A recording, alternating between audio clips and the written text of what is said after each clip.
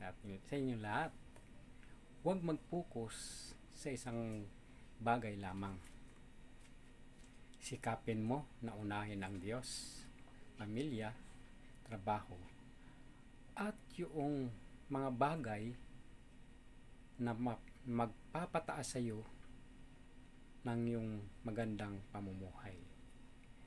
Ang sabi nga po sa Jeremiah 11:4, kung susundin mo lamang ang aking mga utos, ibibigay ko sa inyo ang bayang ito, at kayo ang aking magiging bayan, at ako ang magiging bayan mo.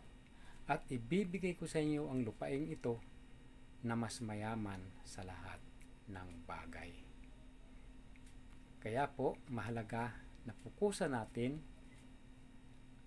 ang mga bagay na magbibigay sa atin ng magandang buhay.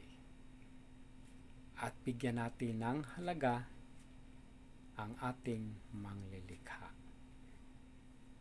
sapagkat siya ang magbibigay sa atin ng buhay na masagana kung susunod tayo, kung susundin natin kung ano ang nais niya para sa atin. Kaya mahalaga na maunawaan natin ang kanyang mga salita na nagmumula lamang sa kanyang mga panukala, sapagkat ang kanyang mga salita ay mabisa, buhay na salita na siya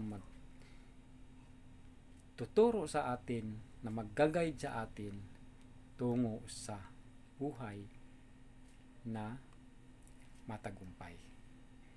Kaya sa gabing ito, bigyan natin ng mataas na pagkilala ang ating Diyos. At huwag tayong pumuko sa isang bagay lamang.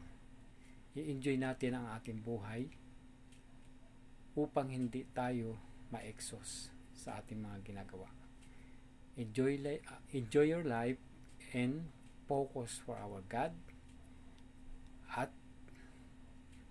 bigyan natin ng mas mataas na pagpapahalaga ang Diyos kaysa sa lahat ng bagay, sapagkat ang sekreto ng mga biyaya ay yung sumusunod sa Kanya, tiyak na pagpapala igagawad niya.